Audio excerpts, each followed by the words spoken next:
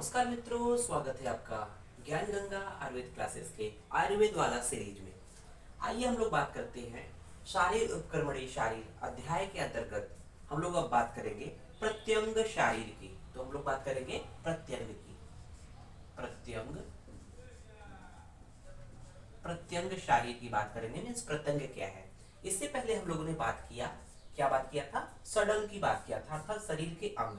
तो हम लोग इसको कुछ इस तरह से समझेंगे कि जो शरीर होता है, वो शरीर को हम लोग सबसे पहले हम लोग शरीर देखे थे। शरीर को हम लोगों ने सब डिवाइड किया 6 अंग में। इसको बोलेंगे 6 अंग। 6 अंग का मतलब षडंग।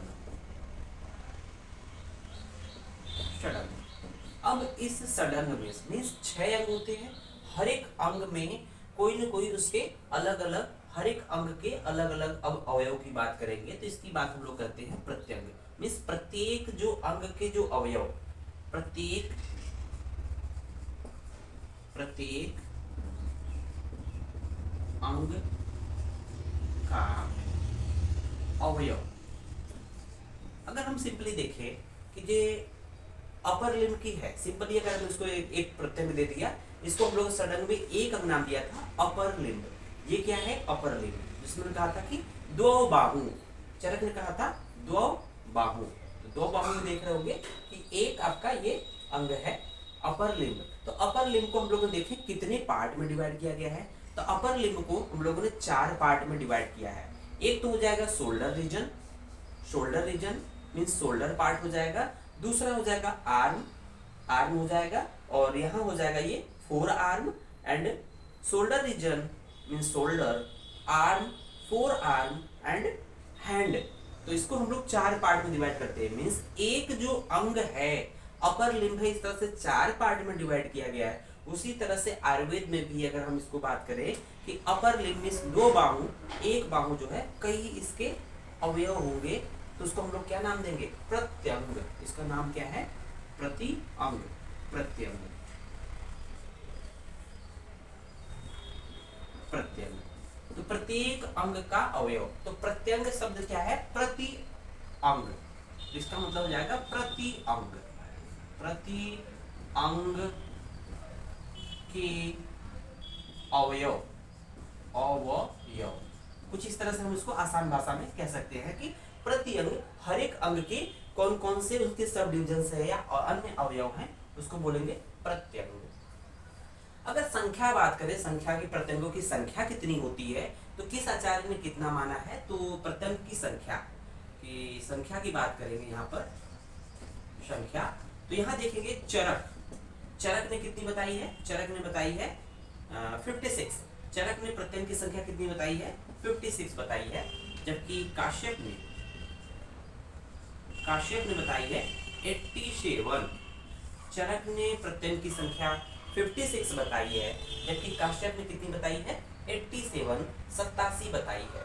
तो आइए शुरू करते हैं कि चरक ने क्या बताया। चरक के अकॉर्डिंग प्रत्यंग की बारे में बात करेंगे।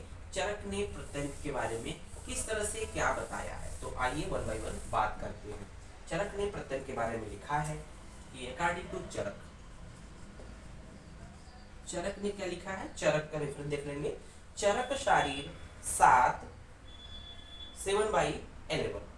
तो यहां देखेंगे चरक शारीर 7/11। तो कुछ इस तरह से है 7/11। चरक शारीर 7 का 11वां श्लोक है, उसमें देखेंगे लिखा हुआ उन्होंने षट पंचाशत। षट मीन्स षट पंचाशत, पंचाशत, षट पंचाशत प्रत्यंगानि। प्रत्यंगानि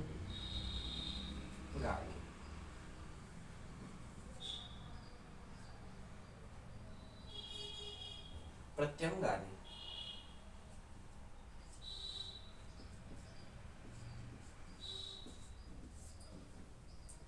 षट पंचाशत, षट पंचाशत प्रत्यंगानि मीन्स षट मीन्स होता है 6, पंचाशत का मतलब होता है 50, 50 + 6 56।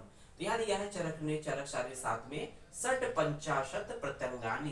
प्रत्यंग कितने होते हैं? षट मीन्स होता है 6, पंचाशत का मतलब होता है 50, 50। तो 50 प्लस 6 इक्वल टू 56, 56 इन्होंने बताया है। और देखेंगे ये किसके पार्ट होते हैं, उन्होंने आगे क्लियर कट कहा है कि षट स्व अंगेषु, मीन्स ये पार्ट जो बनाए गए हैं, मीन्स 6 प्रत्यंग है, 56 प्रत्यंग है, वो पार्ट किससे है, निबद्ध किससे है, जुड़े किससे होते हैं, षट स्व अंगेषु निबद्धानि, षट स्व स्वे अंगेषु, स्व अंगेषु,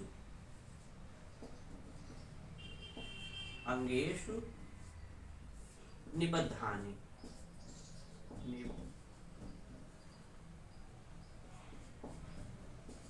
निबद्धानि। इसका मतलब कि जो 56 प्रत्यंग होते हैं वो अपने अपने अंगों से, षट मीन्स 6 और अंग मीन्स होता है अंग, स्व मीन्स होता अपने अपने अंगों से, निबद्ध मीन्स जुड़े होते हैं, निबद्धानि मतलब होता है जुड़े होते हैं, जुड़े रहना। ठीक है, तो यहाँ दिया है षट पंचाशत प्रत्यंगानि षट स्व अंगेषु निबद्धानि, मीन्स 56 जो प्रत्यंग होते हैं वो षट स्व अंगेषु, 6 अपने अपने अंगों से निबद्ध अर्थात जुड़े रहते हैं। तो आइए बात करते हैं कि वो 56 प्रत्यंग कौन है। यहाँ पर हम लोग 56 का नाम नहीं लिखेंगे, बट कुछ नाम जरूर यहाँ देखेंगे। तो उन्होंने क्या कहा है कि दो क्या है, द्वे जंघा पिंडिके, जंघा पिंडिके कितना है देखेंगे, जंघा जंघा पिंडिके, जंघा पिंडिके 2 है। तो ये जंघा पिंडिके क्या है, तो जंघा पिंडिके, अब ध्यान रखिएगा कि आयुर्वेद में जंघा किसको कहते हैं, आयुर्वेद में जंघा बोलते हैं थाई रीजन को, आयुर्वेद में जंघा बोलते हैं, सॉरी आयुर्वेद में जंघा बोलते हैं टिबिया फिबुला रीजन को, मींस काफ रीजन, इसको बोलते हैं काफ रीजन,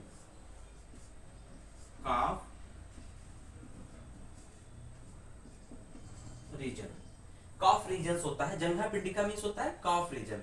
ठीक है, तो ये जंघा पिंडिका से कंफ्यूज मत होइएगा, जंघा मीन्स होता है थाई, थाई नहीं होता है, ये कॉफ रीजन होता है, मीन्स टिबिया फिबुला से रिलेटेड। अगर देखेंगे टिबिया प्लस फिबुला, बोन से रिलेटेड जो पूरा पूरा पार्ट है उसको हम बोलेंगे कॉफ रीजन या जंघा पिंडिका 2 होती है।